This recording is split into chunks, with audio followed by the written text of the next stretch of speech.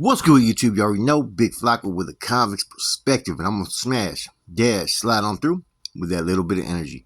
Please hit the like, subscribe, comment, do all those things to help support this channel, and hit the bell notification for future our content. As you guys have been noticing, I really haven't been doing videos that show my face. That's for one reason and one reason only. It's because I don't have the proper equipment. You know, all my stuff got pretty much took it. You know what I'm saying? So I have the cell phone. I don't have a stand. I don't have anything to pretty much put in a position to where I could show my face. So as soon as I eventually recop some more equipment, which I don't know when it's going to be, we'll get to it. Now, as you can tell by the topic, I was asked a question by a subscriber, Monstro Capone 801. Big shouts out to him, man. He's always been a day one supporter. I really appreciate you. And he was asking, do I think CDCR played a role in the division within the North and South for years? Now, first and foremost, as we know, it wasn't always North and South, right? But this is one of those things to where conspiracy things, it's really kind of hard to, connect where it would have started. I think, yes, that there was a goal by CDC to not allow convicts in general to unite. And I think it was really easy for them to keep the war amongst the NF and MA, because there's nothing worse than a civil war. That's where pride comes into effect, tribalism, different personalities and whatnot, different motives. And I think that, that was one angle of it, of keeping that division there, because these were probably two of the more predominant, post-dominant forces in prison. And everybody knows that these groups, right, who are mostly of Latino heritage, right, are very prideful, man. There's a lot of egos, there's a lot of machismo, there's a lot of that was going forth. So it's pretty easy to, what you do is you got to bring division. Now, I think in the grand scheme of things, CDC was worried about convicts, taking over as far as pushing an agenda together, being united. So it was always easy to keep people at odds. And, this is where the other groups came to think about it, man. Cheyenne was communicating with George Jackson. He was starting to push a more revolutionary mindset. Now, if that was connected with all other groups, there would have been a lot of things to worry about, especially out there in the streets at that time, because there was a lot of revolutionary groups, you know what I mean, that were out there that were doing what they were doing. So the government in general wanted to stop all that. So how do you stop that? You start to employ different individuals, informants and whatnot. You cause that disruption. You start creating narratives, divisions. You put people in a position to where they're going to have to fight or be attacked. And therefore, there's never going to be any peace. You're never going to put people in an environment to where they could have communications to resolve their issues. It was always more of an interest for them to be at war. At that time, they had a CDC director, man, called Raymond Prokunder. I think that's how you spell it, man, who was trying to bring mass incarceration as far as mass ADSO administration segregation. He was kind of responsible for the validation clampdown that occurred like around 74, 76. I always get the dates mixed up, man. So, yes, in some sense, I think that keeping the Raza divided was, maybe something that was expected, something that was kind of put out there. But I think that, this had to do not just within the inmate population, I mean, the Department of Corrections, but I think the inmate population also played a huger role in it than we could sometimes come to understand. Because if you watch now, you're seeing a lot of videos come up from other groups talking about, Norteños and Sureños uniting, and you can see almost a borderline panic. Not a complete panic, but just a little bit. People are kind of concerned a little bit, like, where does this lead everybody else? And so I think for years, groups like the Aryan Brotherhood and, BGF and all these sub-factions that worked under their umbrellas, I think it was also in their best interest to keep, allow this war to continue as well. Because as long as there's a civil war amongst groups and you're either, assisting one side or the other, there's not going to be any type of conflict or war that's going to go on a major grand scheme of things that is race related. If you really look at it, at that time, the whites were, the smaller, the minority in the system. I mean, the AB is a very treacherous group, one of the most treacherous organizations, but in numbers, the whites are very low. Um, the African American, black, whatever you want to call it, their groups. Not everybody falls in file with the black revolutionary ideas. It's not something that every, black inmate is receptive to.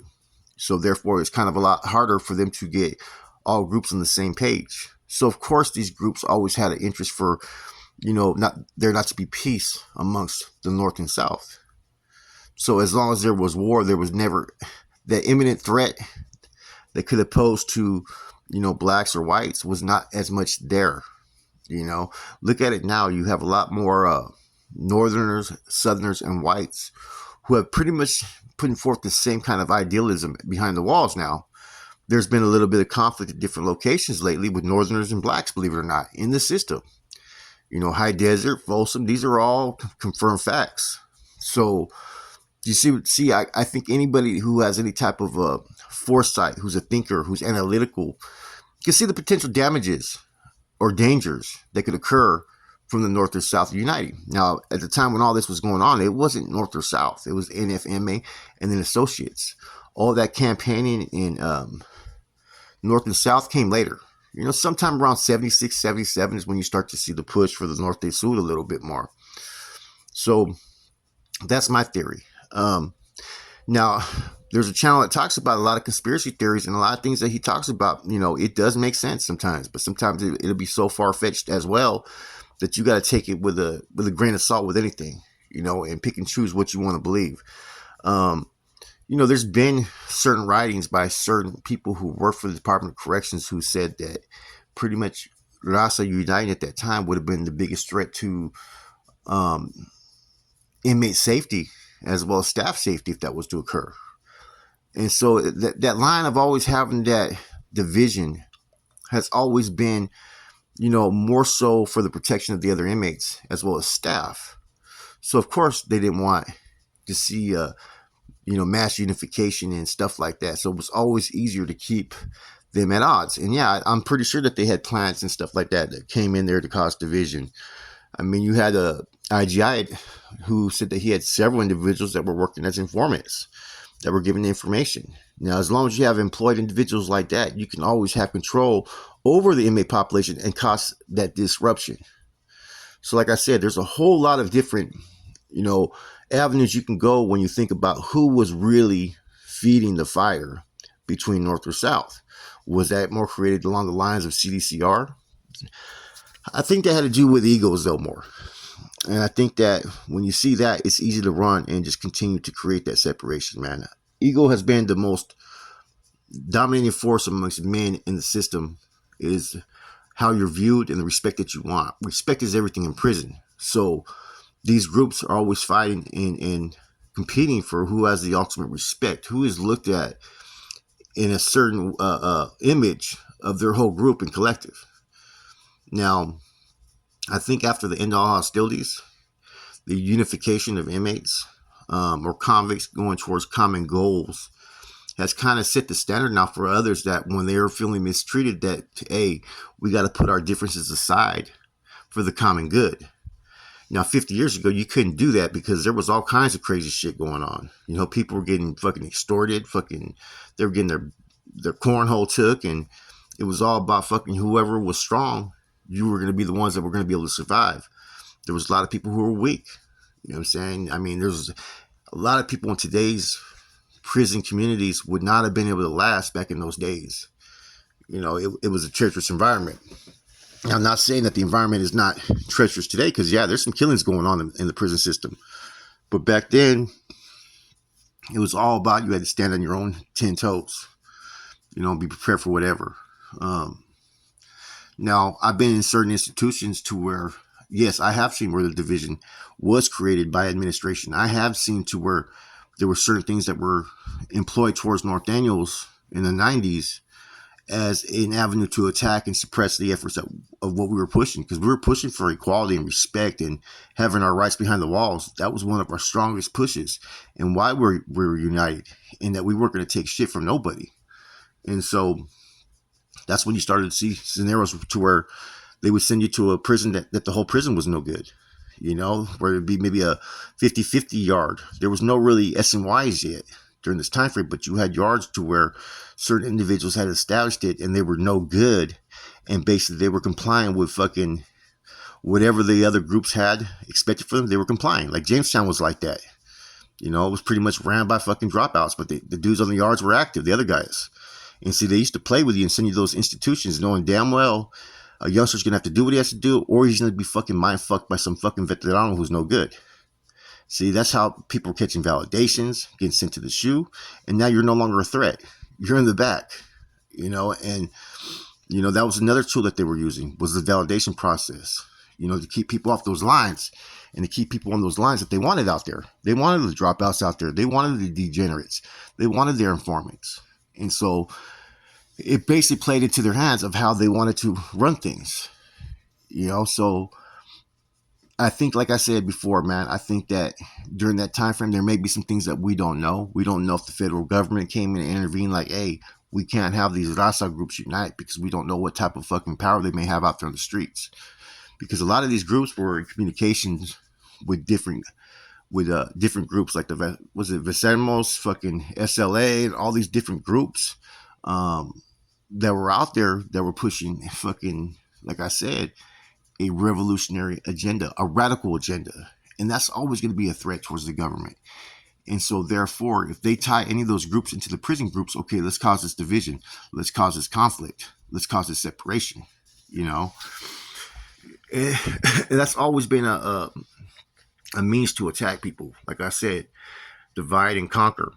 If you can divide a group and have them at fucking odds against each other, they're never going to amount to shit because they're never going to accomplish nothing because they're always going to be fighting each other.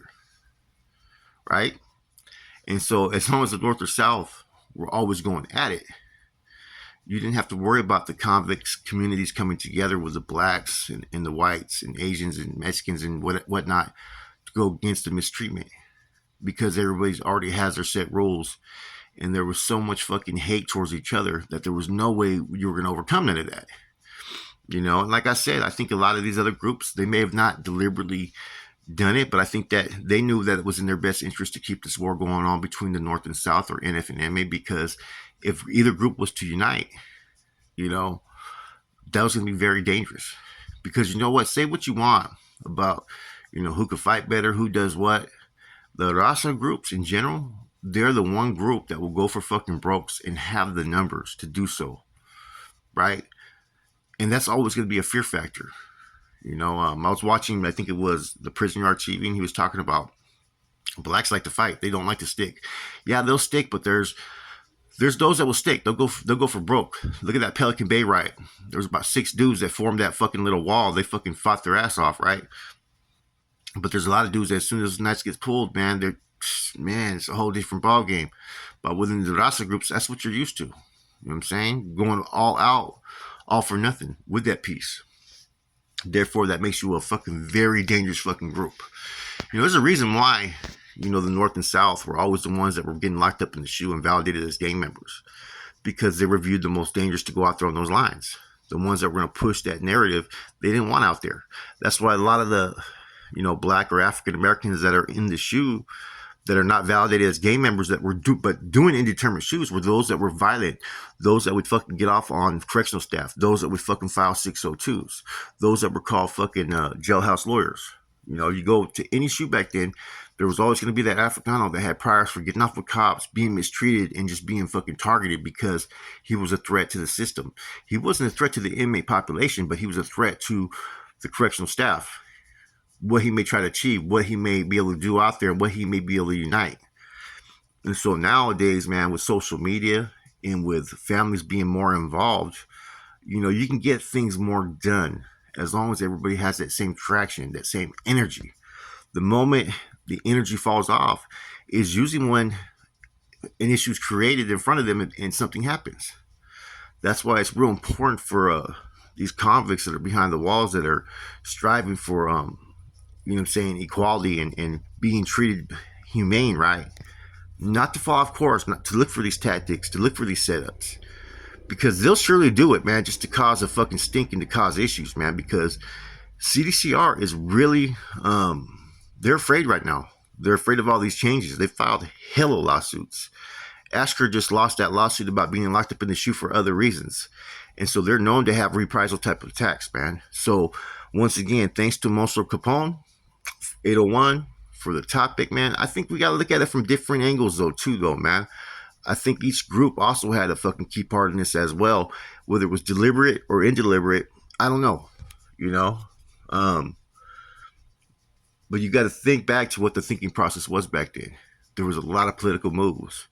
Every fucking move was like a chess fucking game, you know, with only one ultimate goal. Don't get your fucking king trapped. With that said, it's your boy Flacco. I'm gone.